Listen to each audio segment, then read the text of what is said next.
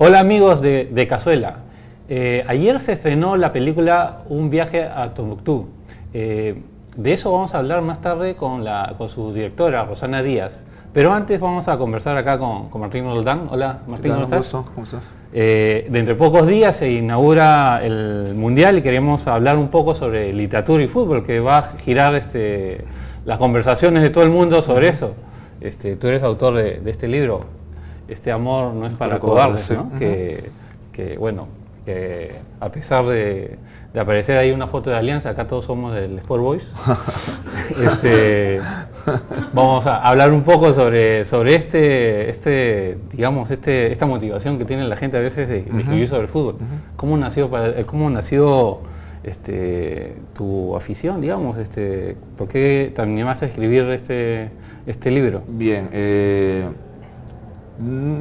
tenía que ver mucho con mi afición por Alianza Lima, ¿no? Yo soy miembro de la barra y aparte yo había escrito una novela anterior en la cual había tocado un fenómeno social que había sido parte de los 80, que era lo del movimiento del rock subterráneo, y yo veía cuando ya estaba dentro de lo que era la barra como una continuación, ¿no?, de un fenómeno ya propio de los años 90, ¿no? Encontré personajes realmente que eran para ficcionar y dramas humanos sobre todo, ¿no? Entonces comencé a escribir cuentos ambientados en la barra. En este caso era la barra de la Alianza, porque era lo más cercano y lo que yo conocía, ¿no? Entonces fue esa motivación de querer reflejar estos jóvenes que lo veía como parte de la marginalidad dentro del encaminamiento hacia un progreso que estaba llevándose el país, ¿no? Mira, qué curioso, porque yo me acuerdo, por ejemplo, otro libro que habla de jóvenes, de música, que es Al final de la calle, de Oscar Malca. También hay una escena en un estadio, ¿no? Claro, o sea, se llama El Estadio de la Revolución, se llama. Claro, con una persona dando panfletos y cosas, ¿no? O sea, como que el ser hincha, eso es algo que marca en la literatura urbana en los 90, ¿no? Claro, el fútbol es parte de los chicos de la calle, ¿no? Y creo que muchos de estos autores que hemos tocado el tema urbano o el realismo urbano que le llaman, ¿no? El fútbol es parte integral, ¿no? Como la música, ¿no? El rock también, que está muy presente en estas novelas, en estos cuentos que de los 90 esta parte se ha escrito, ¿no? Claro, pero digamos que la tradición peruana que habla sobre fútbol viene más atrás. Antes de entrar al programa en sí, conversamos, ¿no? Desde Parra del Riego, ¿no? Claro. ¿Por qué tú crees que los peruanos, que nos va tan bien en el fútbol internacional, por qué nos animamos a escribir sobre fútbol? Es que vivimos momentos, el fútbol es novelable por esto, y sobre todo el peruano, porque tenemos altibajos, ¿no? Hemos tenido una época de oro y ahora estamos en la lona, ¿no? Entonces esas esperanzas, esos ilusiones, y frustraciones, ¿no? Y los pequeños triunfos que podemos tener le hacen rico, un tema rico como para poder tocarlo literariamente, ¿no? Porque si fuera solo triunfos, entonces como que no. Ahí escuchaba una conversa de unos escritores argentinos, un colombiano y un peruano, Tittinger, Eduardo Shari, en la cual hablaba, no recuerdo quién decía, Caparrós, el argentino, decía que entre Pelé y Maradona era mucho más literario, ¿no? Como tema, ¿no? que Pelé, porque Pelé es una persona totalmente proba, ¿no? Exitosa, ¿no? En cambio Maradona tiene todos los triunfos, los altibajos, los dramas, en lo cual hacen un personaje rico, ¿no? Como una vez me dijo Gabriel Ruiz Ortega, ¿no? Escritor también peruano, que entre Lolo y Villanueva, pues Lolo no era literario para nada, ¿no? Porque era un santo. En cambio Villanueva tenía todo eso y es por eso que de alguna forma tiene bastante literatura, ¿no? Salvo ahora último que ha escrito periodista deportivo Fernando Bocha Dávila, un libro sobre Lolo que se llama El Elegido, ¿no? Que son una serie de cuentos en los cuales hay una temática sobre Lolo, ¿no? Claro, como que el fútbol nos da bastantes, antihéroes, ¿no? Claro, o sea, es lo que más llama la atención, ¿no? Es como la vida, ¿no?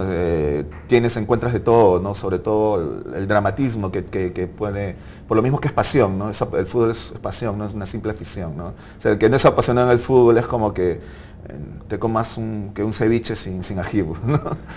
Claro. Y claro, hasta nuestro escritor más nombrado, ¿no? Vargas Llosa, cuando habla de fútbol, bueno... Sí, lamentablemente habla de la U, ¿no? Pero habla. Lamentablemente, sí. Bueno, pero ahí es la contraparte, ¿no? Arguedas se dice ahora último que se ha descubierto que es hincha de Alianza, o fue hincha de Alianza.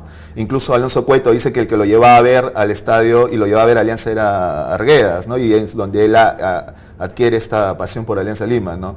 Entonces como que hasta en eso tenemos esa división, ¿no? de pasiones, ¿no? Universitario, Alianza Lima, Arguedas, Vargas Llosa, claro. ¿No? Que es algunos tratan de dividir también así la literatura, ¿no? Claro, yo me acuerdo, por ejemplo, y no solamente Alianza y la U, me acuerdo en Octubre no hay milagros, que el profesor es hincha del Muni y los alumnos lo vacilan por eso, claro, ¿no? o en Un Mundo para Julius, ¿no? De Bryce separa a sus compañeros de colegio entre hinchas de Alianza, de Universitario, y el único, el más pobre era el del Boys, ¿no? El más marginal de todos, ¿no? Porque era un equipo del Cayo, Cano, ¿no? Claro.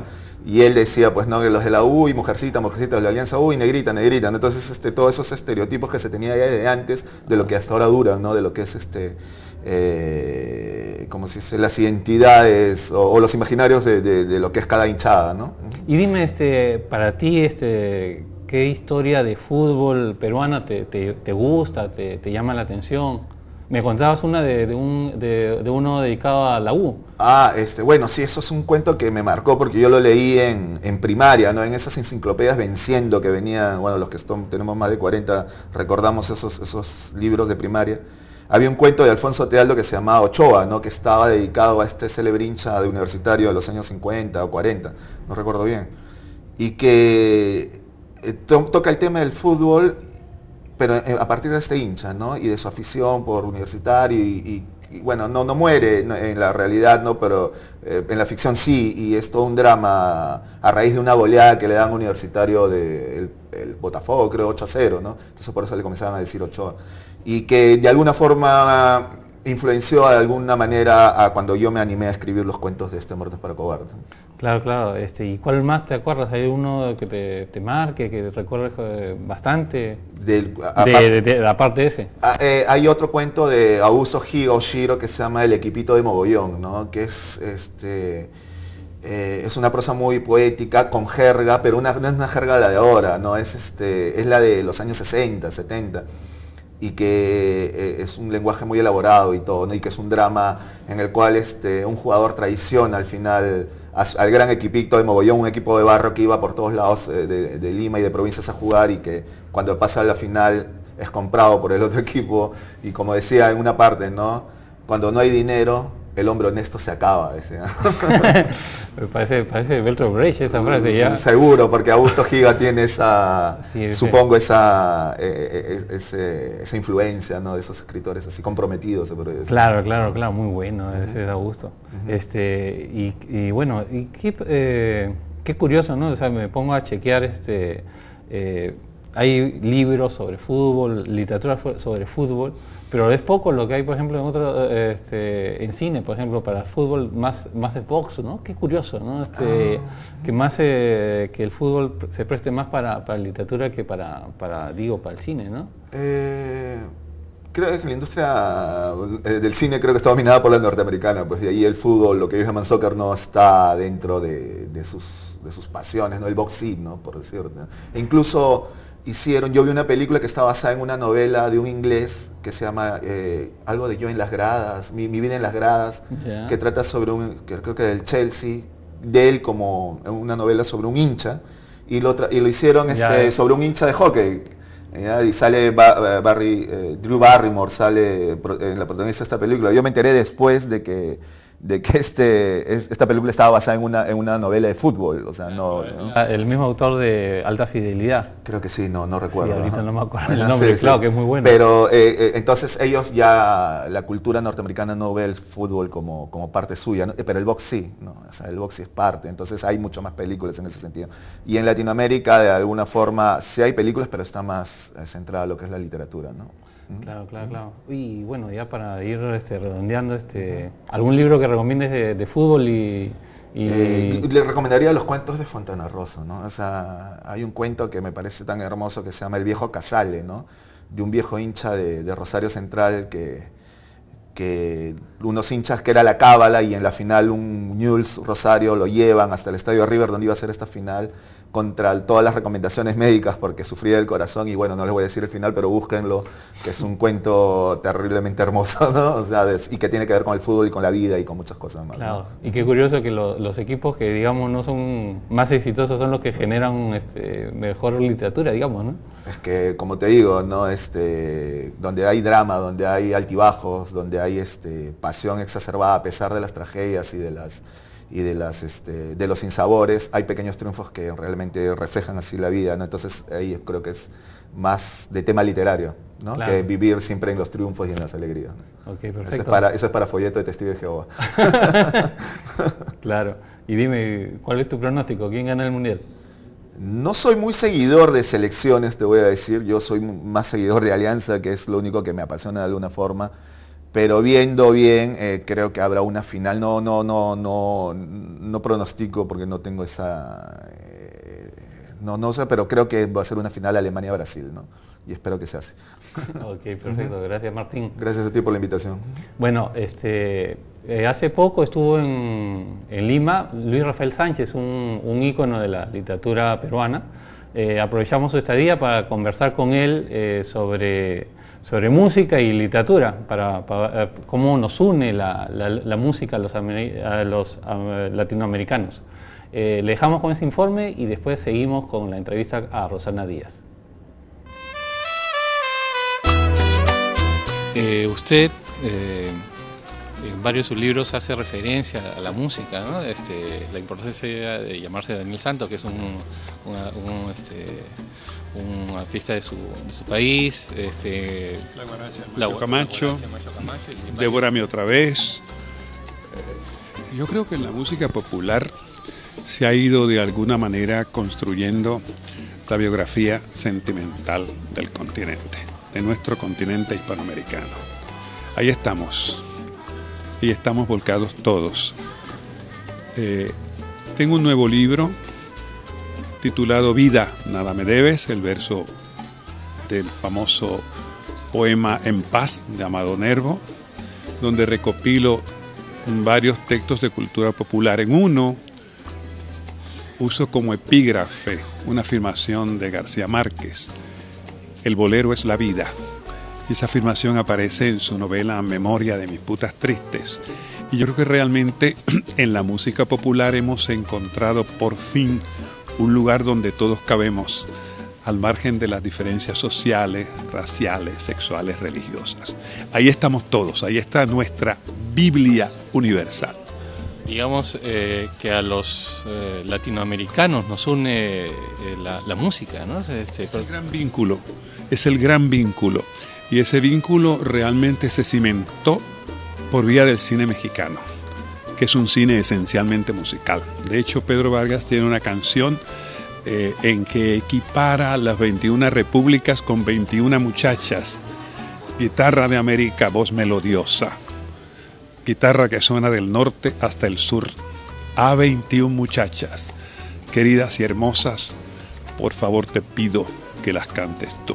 Es decir, realmente ahí está el gran vínculo. Y usted en algunos libros, como por ejemplo el que le mencionaba, la importancia de llamarse Daniel Santos, como que hace un repaso por todos varios países latinoamericanos. Hice un repaso por los países e intenté hacer algo un tanto difícil, un viaje por las hablas del continente americano, ¿sí? Un viaje por los distintos idiomas en español que hablamos, tomando, claro, a Daniel como el hilo conductor, como el eje. Es un homenaje a Daniel Santos y es un homenaje a nuestro continente hispanoamericano y a nuestra pasión por la vida, por el desorden, por el caos, por todo lo que sea radical. Digamos, ahí hace escenas en varias partes. En Lima, escenas en Guayaquil, escenas en La Habana, en San Juan, en Santo Domingo. Es decir, una especie como de ruta de viaje de Daniel Santos. Me acuerdo de algunas escenas que hace acá en Lima, Cuéntenos un poco, ¿cómo tuvo ayuda algunos artistas acá? ¿Cómo se inspiró en la...? Yo vine a Lima, yo he venido a Lima en varias ocasiones, y luego me apoyé para buscar ciertos giros coloquiales de ustedes en la obra de un escritor a quien quiero, dos escritores peruanos a quien quiero mucho y a quien me siento amigo, Alfredo Bryce Echenique y Mario Vargas Llosa.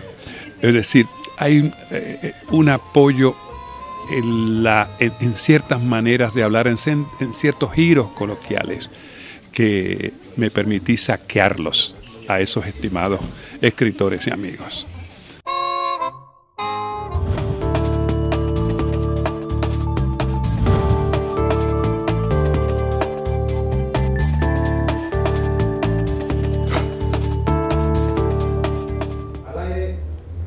Bueno amigos, ya lo saben, según Luis Rafael Sánchez, la música es lo que nos une a los latinoamericanos. Y para hablar sobre una película muy musical, Viaje a Tombuctú, estamos acá con Rosana Díaz. ¿Cómo estás, Rosana? ¿Cómo estás, Ernesto? Muchas gracias por la invitación. Cuéntame un poco sobre esta película, que tiene una banda sonora bien ochentera, ¿no? Porque está ambientada en los 80. Totalmente ochentera, sí. Bueno, es una historia que se desarrolla en los años 80. Es la historia de dos jovencitos y su grupo de amigos. Bueno, es una historia de amor de estos dos adolescentes y su grupo de amigos en una Lima difícil, ¿no? de esa época. Y bueno, cómo tratan de tener su vida normal dentro de un país que no era normal, ¿no? En esa época, ¿no? Entonces es una historia que, bueno, para la gente de nuestra edad, yo creo que la gente se va a identificar bastante, ¿no? con lo que nos pasó en esa época a todos, ¿no? Y bueno, y para los más jovencitos también, yo he pensado sobre todo en los más jóvenes al hacer esta película, ¿no? Que un poco recobren, o sea, que puedan recuperar una memoria histórica que no tienen, porque ha habido una... Para que recuerden algo es que no lo saben, no lo saben. Yo que soy profesora, estoy rodeada de chicos que no saben bien lo que pasó y yo creo que es necesario que se les cuente esto y no de una manera académica, aburrida, muchas veces que no lo reciben bien, sino que realmente lo puedan ver en una película y que tal vez así lo reciban un poco mejor, ¿no? Cuéntame, ¿cómo surgió la idea de esta historia de estos dos jóvenes que están acá en el colegio, que están viendo qué hacer, ¿no? No se especifica exactamente qué están haciendo al final, pero supuestamente son universitarios, son chicos que ya acabaron el colegio, pero que son muy jóvenes, ¿no? Que tienen menos de 20 años, ¿no? Y bueno, no es que se me ocurrió así de pronto esta historia, ¿no? Yo he estado realmente durante muchos años, cuando vivía en España, escribiendo relatos que tenían que ver con los años 80 también, ¿no? Entonces yo ya había escrito cuentos que tenían que ver con una familia de clase media empobrecida de esa época, donde hay una niña, un adolescente que se pregunta lo que está pasando en este país, ¿no? No sé, habían personajes que están en la película que también estaban en esos cuentos, como el abuelito, ¿no? Que tiene más de 100 años, ¿no? Que es muy viejito y que se da cuenta de otras cosas, ¿no? En fin, hay personajes que están en la película que yo alguna vez ya los he utilizado en literatura, por decirlo, ¿no? Pero para el guión fue que se me ocurrió pues hacer esta historia que es ya la historia de amor de Ani y Lucho, ¿no? Y salió de manera natural en película, ¿no? Creo yo, porque todo lo imaginé de una manera tan cinematográfica realmente que, bueno, ameritaba convertirlo en película esto, ¿no? Y no que se quede solamente en literatura, ¿no? Claro, y no te animas a hacer, digamos, una novela con esta historia. No, si pongo a escribir otra cosa, ¿no? No. Son demasiados años con este proyecto como para que otra vez, ¿no? Darle la vuelta al proyecto. ¿Quieres cambiar de chip, digamos? No, ya haría otra historia, ¿no? Otra cosa nueva, ¿no? Claro. Y bueno, y lo que decíamos, ¿no? La música que te ayuda a la nostalgia, ¿no? Bueno, la música es de Soda Stereo, Charly García, Indochina, esos los grupos así extranjeros de esa época de rock, ¿no? Y después, ¿qué más tenemos? Tenemos a Daniel F., a Leucemia, Haas, Voz Propia. Para la parte que salen los chiquitos, también Menudo, también, ¿no? Es así finales de los, digamos, de los 80, pero la primera etapa. Y después tenemos la música de la banda sonora que la compuso Abraham Padilla, ¿no? También hay una ópera, hay música andina, bueno, en fin, hay todo tipo de música realmente en esta película, pero bueno, los hits así que la gente lo va a llamar al cine probablemente sean Soda, Charly, Indochina y los grupos de acá, ¿no? Claro, y ver cómo se bailaba en esa época y cosas por el claro, estilo, ¿no? Todo ha cambiado. Nostalgia. Por ejemplo, ver algo que era muy frecuente en la gente de clase media, ver cómo se despedían y se iban, ¿no? Gente que más se iba, que digamos que ahora regresan, ¿no? Sí, claro, está todo el tema de toda la la fuga masiva, ¿no? de chicos jóvenes, ¿no? Que bueno, no encontraban oportunidades aquí en esa época, ¿no? Claro, y yendo el tema de nostalgia, tu locación muy particular, ¿no? La Punta, que ha servido justo cuando ustedes filmaban, creo, también para otra película de época, ¿no? Rock and Roll 68, creo que coincidieron. Claro, pero en el caso de Rock and Roll ellos solamente utilizaron los exteriores, ¿no? O sea, estuvieron un rato ahí, ¿no? Pero y todos los interiores los hicieron el resto de Lima y nadie de La Punta trabajaba en el proyecto, ¿no? Este es un proyecto realmente punteño, ¿no? Porque la niña protagonista es de La Punta, la mitad del casting de niños todos son de La Punta de Chucuito, de los chicos jóvenes, de los grandes, la mitad son de La Punta también, ¿no? Se hizo un casting con chicos realmente que fueran de ahí. Yo vivo en La Punta, el director de arte en esa época también vivía en La Punta, hay un asistente de sonido que también vivía en La Punta, o sea, realmente hay muchísima gente que es de La Punta y la otra mitad son todos de la Católica. Los chicos jóvenes o de La Punta o mis alumnos de la universidad. La protagonista La protagonista también, pero ella no ha sido mi alumno porque ella ya es un poco mayor, ¿no? Ella es la esposa de un exalumno mío. O sea, por algún lado tenía que salir el alumnado, ¿no? Y el chico protagonista, él ha sido mi alumno pues también varias veces, Claro, ¿no? pero La Punta se presta para estas cosas de época, ¿no? O sea, porque es todo, digamos, todavía conserva el gusto, ¿no? Cosa que se ha perdido en otros sitios de la ciudad, ¿no? Sí, bueno, está como perdido en el tiempo, ¿no? O sea, no ha cambiado mucho, o sea, sigue siendo como una especie de pueblito, ¿no? Donde no han crecido pues así estos edificios horrorosos que están haciendo por todo Lima. Sigue habiendo casitas, ¿no? Y es como todo más bajito y tranquilo, ¿no? O sea, La Punta lo elegí no solamente porque yo tengo una unión emocional con el sitio, sino porque además realmente es muy bonito y porque además para mí era mucho más fácil recrear los años 80 ahí, ¿no? Que en cualquier otro lugar de Lima, ¿no? Claro, se presta, es Claro. muy difícil, ¿no? Ya todo, Ahora, todo ese ¿dónde? edificio. ¿Dónde? Todo ha cambiado muchísimo, ¿no? Y bueno, y hablando de los años 80 y de la época de violencia que la tocas de cierta forma, ¿no? Me ponía a pensar, hay un montón de películas que están hablando, bueno, no un montón, pero hay varias películas que hablan sobre esta época, ¿no? O sea, como que el cine peruano le ha dado bastante importancia, ¿no? No solamente La Teta Asustada, sino Paloma de Papel, y Tarata y varias películas más. Creo que hay muy pocas películas. Yo en mi opinión personal creo que hay muy pocas películas. Lo que pasa es que estamos acostumbrados a que no hay muchas películas acá en Perú, ¿no? Pero creo que faltan muchos más puntos de vista acerca de lo que pasó en esa época, ¿no? Este es un punto de vista que creo que llena uno de los tantos vacíos que hay que llenar, ¿no? Acerca de lo que se ha contado de los años 80, porque esta es una visión de una clase media empobrecida de los años 80, ¿no?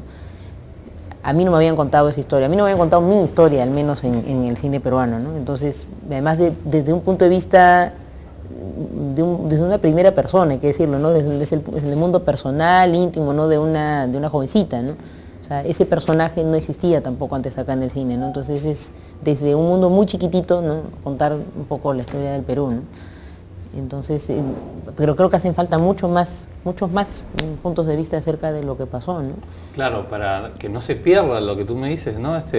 Tus alumnos ya desconocen lo que pasó en los años 80. Sí, no tienen la menor idea, no tienen la menor idea y no les interesa además. Y eso que bueno, en algunas universidades se incentiva, digamos, ¿no? El saber lo que pasó por, no sé, pues en la Católica, en la San Marcos, ¿no? Pero no muchas universidades más les hablan mucho acerca de estas épocas, no hay cursos de realidad social peruana, estas cosas, ¿no? Entonces, si un chico nunca se lo contaron en el colegio, si un chico nunca lo vio en la universidad y sus padres nunca le contaron, es como si eso no hubiera sucedido en el Perú, ¿no? Y lamentablemente si no se recuerdan las cosas se pueden volver a repetir, ¿no? Ok, perfecto. ¿Y cuál es tu próximo proyecto, Rosana? ¿Tienes algo ya en mente? De cine, bueno, sí, tengo 2 guiones más, pero tengo que reescribirlos y tengo que sentarme otra vez a elaborar todo, ¿no? Porque tengo un guión que es una road movie, una película de carretera que yo escribí para hacerla en España, pero la tengo que reescribir ahora para que la historia se desarrolle en Perú. Y es una película que se desarrolla en el presente, además, ¿no? Y las protagonistas serían 2 chicas. Y tengo aparte la adaptación de Un Mundo para Julius, ahora justo estaban hablando antes de Un Mundo para Julius, que eso es para más adelante. Porque, Un Mundo para Julius, qué sí, bacán. sí, tengo la adaptación, que la escribí antes que esta película además, pero esa es una película carísima, que exige que yo tenga más experiencia como directora y que además hay un presupuesto mucho más alto del que ha habido para esta película, ¿no? Es para más adelante. No estábamos ustedes ahí al personaje de Cano, ¿no? de todas maneras. Bueno, Rosana, muchas gracias por tu tiempo. No, muchas gracias a ustedes por la invitación. Ok. Antes de despedirnos, quiero comentar un par de libros que nos han llegado. El primero, Austin, Texas, 1979, de Francisco Ángeles. Es una novela sobre un joven, bueno, no tan joven, alguien que ya llega a los 30 años y se está separando de su esposa y tiene una crisis existencial, digamos. El otro es este libro, Con trabajo y huesos, de Aarón Ormeño. Este es un primer poemario de un amigo del Callao que trata sobre amores y demás, ¿no? Basado en algunos detalles del cuerpo, de órganos y historias de cómo se habla a Dios desde un bar, por ejemplo, un poema muy bonito que lo encontrarán acá. Y bueno, amigos, eso es todo por ahora. Gracias.